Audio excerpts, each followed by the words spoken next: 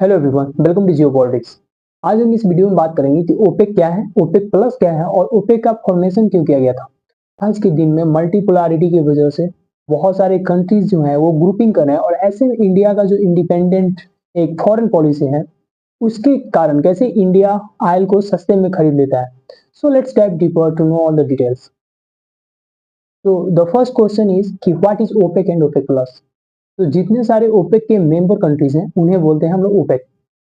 तो ओपेक का full form क्या होता है? तो ओपेक का फुल फॉर्म होता है Organization of Petroleum exporting Countries. तो पेट्रोलियम एक्सपोर्टिंग कंट्रीज उन कंट्रीज को बोलते हैं जिनके यहाँ ऑयल होता है और वो ऑयल निकाल के दूसरे कंट्रीज को बेचते हैं, उन्हें क्या बोलते हैं? Petroleum exporting countries. और और यही पेट्रोलियम एक्सपोर्टिंग कंट्रीज जो है वो 1960 में मिलकर एक ग्रुप बनाया था जिसको हम आज ओपेक के नाम से जानते हैं। और इसके जो फाउंडिंग मेंबर्स थे वो कौन कौन से थे? Iran, Iraq, Kuwait, Saudi Arabia, उसके बाद वेनेजुएला। तो वेनेजुएला जो है उसके पास वर्ल्ड का सबसे ज्यादा रिजर्व आयल है। और रिजर्व आयल सबसे ज्यादा होने के बावजूद भी वेनेजुएला जो है आज भी वर्ल्ड में बहुत ही पुअर कंट्री है। तो इसके बारे में हम थोड़ा देर बाद जानेंगे।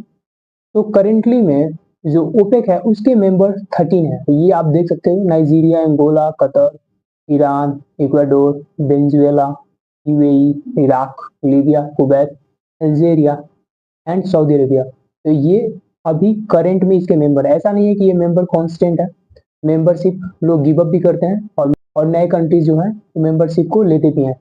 तो डिपेंड करता है कंट्रीज के इंटरेस्ट के अनुसार। तो सबसे बड़ा क्वेश्चन ये है कि व्हाई ओपेक, मतलब कि ओपेक का फॉर्मेशन क्यों किया गया। तो इसका सीधा सा आंसर है to end the monopoly of western countries. USA और यूरोप जो है उसके ये 7 जो कंपनीज थी उनका मोनोपोली था मिडिल ईस्ट के ऑयल फील्ड पे। यानी कि ये जो कंपनीज थी मिडिल ईस्ट के कंट्री से क्या करती थी? ऑयल निकालती थी और इंटरनेशनल मार्केट में सेल करती थी। और जो मिडिल ईस्ट की कंट्रीज थी उनका कोई भी मतलब कि उनका कोई भी रोल नहीं था इन कंपनीज के डिसीजन मेकिंग में। दैट मीन्स उनके रिसोर्स का एक्सप्लॉयटेशन करती थी ये कंपनी और उन कंट्रीज के गवर्नमेंट का कोई यहाँ पे डिसीजन में कोई रोल नहीं हुआ करता था, जिसके वजह से वहाँ की जो कंट्रीज थी उन्होंने ये सोचा कि रिसोर्स भी हमारा और हमारा ही कोई डिसीजन मेकिंग में रोल नहीं है। तो that's why they form this group, क्योंकि अमेरिका और यूरोप से इंडिविजुअल यानी कि वन कंट्री जैसे कि मान लो कि ईरान हो, इराक हो या सऊदी अरेबिया, उसको फाइट करना असंभव था। That's why they form group.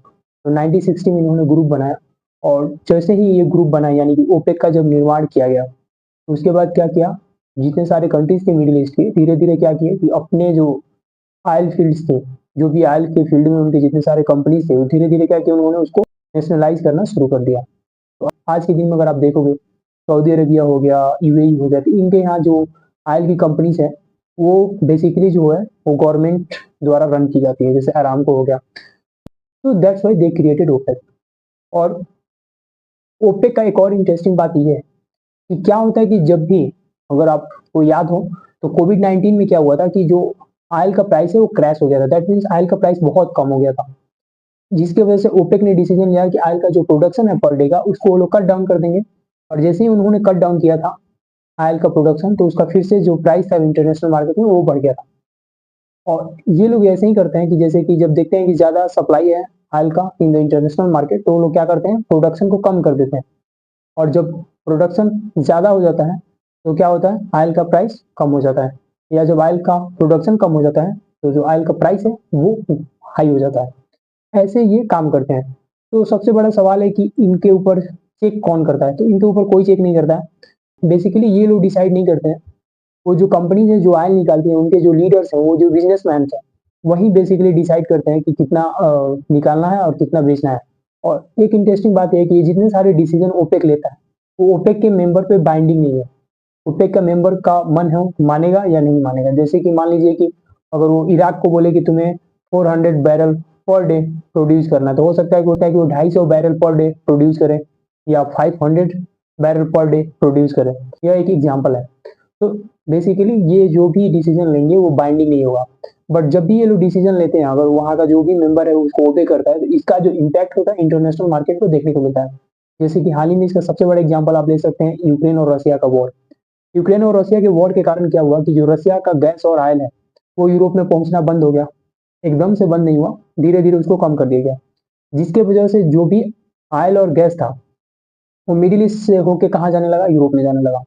और इसके कारण क्या हुआ कि सेम प्रोडक्ट वो लोग सेम प्रोड्यूस कर रहे थे, लेकिन ये डाइवर्ट हो गया यूरोप में। और यूरोप में जैसे ही डाइवर्ट हुआ, यानी इंटरनेशनल मार्केट में क्या हुआ, ऑयल का कमी हो गया और गैस का कमी हो गया, जिसके कारण ऑयल और गैस का क्या हुआ, प्राइस बढ़ गया।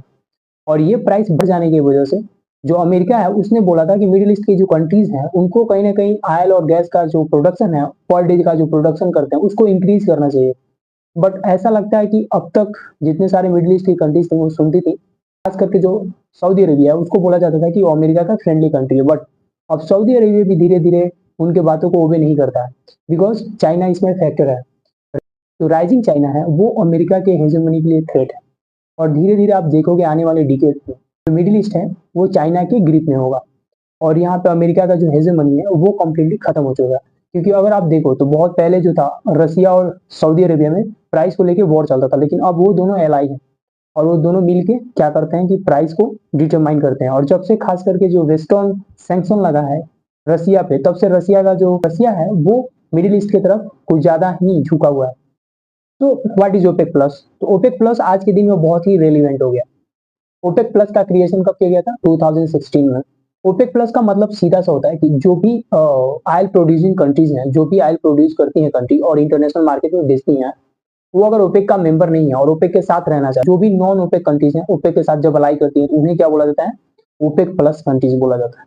और इससे क्या हुआ, they they are able to exert more control on the global crude oil market. यानी कि ऐसे आप समझो कि जो ओपेक है वो कितना 30% ऑफ ग्लोबल ऑयल प्रोडक्शन को अकाउंट करता है। वहीं ओपेक प्लस को ले लो तो ये जो 30% है वो कहाँ तक चला जाता है? 70% के आसपास। और जब 70% ऑयल ये लोग कंट्रोल करेंगे, ये रहे ओपेक प्लस के मेंबर। ये आप देख सकते हो, Azerbaijan, Bahrain, Brunei, Kazakhstan, Malaysia, Mexico, Oman, Russia, South Sudan और सूडान। ये जितने सारे कंट्री जब ओपेक के साथ में हो जाएंगे और ये मिलकर अगर कोई डिसीजन बनाते हैं कि लेट्स से कि पर डे हम लोग जो ऑयल का प्रोडक्शन है उसको कम कर देंगे, तो क्या होगा? ऑफ कोर्स इंटरनेशनल मार्केट में जो है ऑयल का प्राइस बढ़ जाएगा। तो ये एक तरह से कार्टेल हो गया। तो ये एक तरह के कार्टेल भी है, क्योंकि कार्टेल इसलिए हो गया कि ये लोग कभी अपना लॉस नहीं चाहेंगे। और इनके कारण क्या होगा, जो मिडिल इनकम कंट्रीज है वो सफर करेंगी। उनको ज्यादा प्राइस पे खरीदना पड़ेगा ऑयल को, और ऑयल जब भी प्राइस बढ़ता है तो जितने सारे बाकी कॉमोडिटीज हैं, एनर्जी का प्राइस कहीं भी सोरअप करता है तो उसके कारण जो बाकी की कॉमोडिटीज होती हैं, ऑलमोस्ट सभी बोल लो, तो उनके सारे के सारे प्राइस क्या होते हैं? बढ़ जाते हैं। क्योंकि ट्रांसपोर्टेशन करना रहता है, कहीं ना कहीं से ट्रांसपोर्ट तो करोगे। जैसे कि मान लो एग्जाम्पल के लिए गुजरात में जो बन रहा है वो बिहार में है, या बिहार से पंजाब जाए, या पंजाब से बिहार है, तो ये जो ट्रांसपोर्टेशन का कॉस्ट है वो एनर्जी के कॉस्ट से डिटरमाइन होगा। तो जो कॉमोडिटीज है उसकी भी प्राइस बढ़ जाती है। तो एनर्जी का प्राइस जो होता है वो सबके प्राइस को इम्पैक्ट करता है। और यहाँ पे अमेरिका का जो इन्फ्लुएंस है वो कम इसलिए हो रहा है क्योंकि सऊदी अरेबिया को ऐसा लगता था कि अमेरिका के अलावा और कोई उसे सेव नहीं कर सकता in the middle east. But rising जो चाइना है वो क्या कर रहा है कि वो धीरे धीरे मिडिल ईस्ट में इन्वेस्टमेंट कर रहा है। मिडिल ईस्ट में धीरे धीरे अमेरिका को क्या है कि चाइना रिप्लेस कर देगा आने वाले दिनों में इकोनॉमिक पावर से। तो अगर ओपेक का बात करूं तो मैं बता चुका हूं कि 30% जो ग्लोबल का ऑयल प्रोडक्शन है उसको ये कंट्रोल करता है। और रिजर्व जो ऑयल है, दुनिया का सबसे ज्यादा रिजर्व जो ऑयल है वो ओपेक कंट्रीज में पाया जाता है, लगभग 80% के आसपास। और उस 80% में 67% कहाँ पाया जाता है? मिडिल ईस्ट की कंट्रीज में। मिडिल ईस्ट की कंट्रीज जो है वहां पे 67% वो पाया जाता है। तो इसलिए मिडिल ईस्ट कंट्री बहुत इंपॉर्टेंट है। और यहाँ पे मिडिल ईस्ट में देखोगे हमेशा सिविल वॉर चलते रहता है, और इसका रीजन ऑयल ही है। बिकॉज ऑफ अमेरिका, अमेरिका के टर्म्स एंड कंडीशन को जिस कंट्रीज ने माना, जैसे कि सऊदी अरेबिया हो गया, यूएई हो गया, उसके बाद थोड़ा सा कतर भी होगा, तो जो जो कंट्रीज उसके टर्म्स एंड कंडीशन को माने उनको उन्होंने क्या किया, इंटरनेशनल मार्केट में स्मूथली ट्रेड करने दिया। और जो कंट्रीज उनके खिलाफ गए उनको क्या किया उन्होंने क्या किया, उनके यहाँ मेसअप क्रिएट कर दिया, जिसकी वजह से आज देखोगे ईरान, इराक, सीरिया, ये सब यूएसए का क्रिएटेड मेस है। तो आज तक ये लोग जूझ रहे हैं। तो सिंपल सा भाषा है कि जो जिन कंट्रीज ने अमेरिका के इंटरेस्ट को सर्व किया उसको इन्होंने प्रॉस्पर होने दिया, और जिनने डिनाई कर दिया उनको इन्होंने सिविल वॉर लाइक सिचुएशन में फंसा दिया। तो इस ओपेक का कार्टेल बिल्कुल कार्टेल है, क्योंकि ये ग्रुपिंग इसीलिए बना रहे हैं ताकि ये लोग एक तरह से मोर एंड मोर जो कंट्रोल है वो एग्जर्ट कर सकें ऑन इंटरनेशनल मार्केट। और जब भी वो डिसीजन बनाएंगे प्रॉफिट को लेके, तो कार्टेल ही कहा जाए। इसलिए ये एक तरह से कार्टेल की तरह काम करता है। और आज के दिन में तो और भी ज्यादा इंपॉर्टेंस हो गया है, क्योंकि दो दो वॉर हो रहा है, एक मिडिल ईस्ट में ही वॉर हो रहा है और दूसरा वॉर हो रहा है यूक्रेन रसिया वाला। इसकी वजह से जो ओपेक का इंपॉर्टेंस है वो बढ़ जाता है, क्योंकि अभी आप देख लो हुतीज के अटैक के कारण क्या हुआ है कि ट्रांसपोर्टेशन कॉस्ट बढ़ गया है। और ट्रांसपोर्टेशन कॉस्ट के कारण क्या हुआ, सारे कमोडिटीज के दाम बढ़ गई है। तो ये एक तरह से कह लो सब इंटरकनेक्टेड है। और इसी की वजह से इंपॉर्टेंट है कि जो भी ओपेक का मेंबर है या ओपेक प्लस का मेंबर है उसके साथ इंडिया का जो संबंध है वो बढ़िया हो। अब आप में से कुछ लोग बोलेंगे कि इससे क्या होता है, फॉसिल फ्यूल का जो सिस्टम है वो तो धीरे धीरे जा रहा है, अभी नहीं जाने वाला, लगभग 2050 तक जो वर्ल्ड का ऑयल कंजप्शन है और गैस कंजप्शन है वो बढ़ने वाला है। तो थोड़ा सा इंडिया के बारे में बात करते हैं। तो इंडिया का सबसे अभी 2023 में अगर आप डाटा उठा के देखेंगे तो इंडिया का जो सबसे ज्यादा किसी ने तेल बेचा इंडिया को तो किसने बेचा है, रसिया ने। और बहुत सारे लोग हैं ये कहते हैं कि Russia one of the best friend of India है, that's why they are selling cheap oil to the India. ऐसा कुछ नहीं है, दे आर नॉट फ्रेंड, मतलब फ्रेंड है अच्छी बात है, बट दे आर सेलिंग। इसके पीछे ये फ्रेंडशिप नहीं है, ये इसलिए सेल कर रहे हैं क्योंकि उन पे बेस्टॉन का सैंक्शन है। और बेस्टॉन सैंक्शन के कारण क्या हुआ है कि जो रसिया का ऑयल है वो बाकी कंट्रीज नहीं खरीद पाती है एक्सेप्ट चाइना। वो भी अब चाइना बहुत स्मार्ट है, चाइना पूरा ऑयल इनका खरीद लेता है, रिफाइन करके फिर से यूरोप में बेच देता है। तो इंडिया भी ये शुरू कर दिया कि रिफाइन करता है और उसको बेचता है। तो एक तरह से कह लो कि हम लोग रसिया को ही बेनिफिट कर रहे हैं। तो ये ऐसा कुछ नहीं है कि हम लोग फ्रेंडशिप में फ्री में ले रहे हैं, ऐसा कुछ नहीं है। और उसके बाद इराक है, इराक ने 20% के आसपास हमको तेल दिया, फिर सऊदी अरेबिया ने 16%। और हम लोग नेचुरल गैस कहाँ से इंपोर्ट ज्यादा करते हैं, यूएई हो गया, सऊदी अरेबिया हो गया, कुवैत हो गया, कतर हो गया, यहाँ से हम लोग कहाँ मंगाते हैं, नेचुरल गैस को मंगाते हैं। तो आज के दिन में देखो तो इंडिया बहुत ही लकी है बिकॉज ऑफ द रसिया। क्योंकि रसिया अगर वेस्टर्न सैंक्शन के अंतर्गत नहीं आता तो आज जो हमारे यहाँ इन्फ्लेशन कंट्रोल में है वो कंट्रोल में नहीं होता। ये भी इसके पीछे रीजन है एक।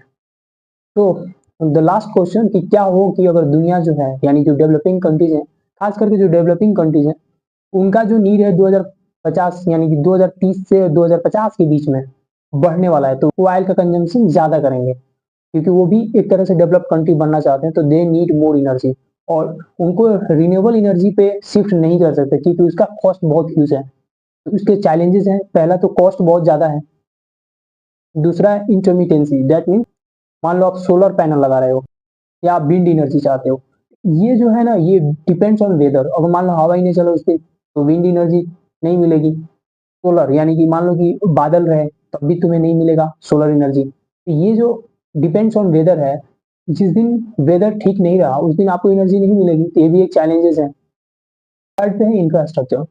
इंफ्रास्ट्रक्चर भी चैलेंजिंग है क्योंकि अगर आप सोलर पैनल बैठाना चाहते हैं या विंड वाला टरबाइन जो है वो लगाना चाहते हैं, इन सब में नया इंफ्रास्ट्रक्चर की जरूरत है। और उसके न्यूक्लियर प्लांट डालना चाहते हैं उसमें भी बहुत ज्यादा इंफ्रास्ट्रक्चर में खर्च आएगा। तो ये डेवलपिंग वर्ल्ड के लिए चैलेंजिंग है। उसके बाद पॉलिटिकल विल हो गया, जो भी कंट्रीज हैं वहाँ का जो पॉलिटिकल विल होता है वो वहाँ के सोशियो इकोनॉमिक कंडीशन से डिटरमाइन होता है। तो मान लीजिए कि जितने सारे डेवलपिंग कंट्रीज हैं वहाँ पे मुझे नहीं लगता कि रिन्यूएबल एनर्जी को लेकर पॉलिटिकल विल कोई हाई मिलेगा, बिकॉज वहाँ पे हंगर, मल न्यूट्रिशन, पॉवर्टी, इस सब से वहाँ की जो पॉपुलेशन है वो जूझ रही होती है। और जो भी गवर्नमेंट होती है उस पर ये ज्यादा प्रेशर होता है कि वहाँ का हंगर, मल न्यूट्रिशन और वहाँ का पॉवर्टी दूर किया जाए। टाइप पर है टेक्नोलॉजिकल बैरियर्स, यानी कि जितने सारे डेवलप्ड कंट्री हैं उनके पास एडवांस टेक्नोलॉजी है but they are hesitant, not hesitant but because of profit वो शेयर नहीं करते हैं थर्ड वर्ल्ड के साथ। Third world means those who are developing. तो डेवलपिंग वर्ल्ड जो है उनके साथ ये लोग शेयर नहीं करते हैं। और इसी के कारण कहीं ना कहीं कह लो कि यहाँ की सारी समस्याएं अभी भी लगातार कायम रहती है। अगर वो लोग एडवांस टेक्नोलॉजी को out of the cost share करेंगे तो इससे क्या होगा कि ये जो डेवलपिंग वर्ल्ड का बहुत सारा समस्या है वो सुलझ जाएगा। आप लोग बोलोगे कि डेवलप कंट्री बहुत ज्यादा पैसा खर्च करता है रिसोर्स एंड डेवलप में और फ्री में क्यों शेयर करेगा। तो भैया ये जो डेवलपिंग वर्ल्ड की समस्याएं हैं वो बहुत ही ज्यादा कॉस्ट करती हैं डेवलप्ड कंट्री को। आप इसको बढ़िया से समझोगे तो समझ में आ जाएगा। लास्ट में है पब्लिक अवेयरनेस। जो पब्लिक का हैबिट है उसे भी चेंज करने की जरूरत है, यानी पब्लिक को भी बताने की जरूरत है कि जो भी यहाँ पे पब्लिक है वो रिन्यूएबल एनर्जी के सोर्सेज को ज्यादा यूज करें, क्योंकि फॉसिल बेस्ड फ्यूल्स जो है वो बहुत इजीली अवेलेबल है। और कोयला हो गया, लकड़ी हो गया, ये सब यूज आज भी होता है। इसको कट डाउन करना बहुत इंपॉर्टेंट है। और ये बिहेवियरल चेंज ये भी एक बहुत बड़ा चैलेंज है खास करके डेवलपिंग कंट्रीज के लिए। तो ये सारी समस्याएं हैं और इन सब समस्याओं से अगर कोई कंट्री निपट के बाहर आता है तब वो जाके रिन्यूएबल एनर्जी को स्विच करेगा। और क्लाइमेट चेंज जो है वो बहुत बड़ा इशू बनते जा रहा है। ऐसे में एक तरह से प्रेशर भी है सारे कंट्रीज पे कि कहीं ना कहीं वो स्विच करें to the renewable energy. But जो डिमांड ऑफ द टाइम है वो ऐसा नहीं लग रहा है कि इतना जल्दी हम लोग रिन्यूएबल एनर्जी सोर्स की तरफ स्विच कर जाएंगे। बट आने वाले फ्यूचर में हो सकता है कि कंट्रीज, ज्यादातर कंट्रीज रिन्यूएबल एनर्जी की तरफ स्विच करें। तो this is it from my side, see in the next video, thank you.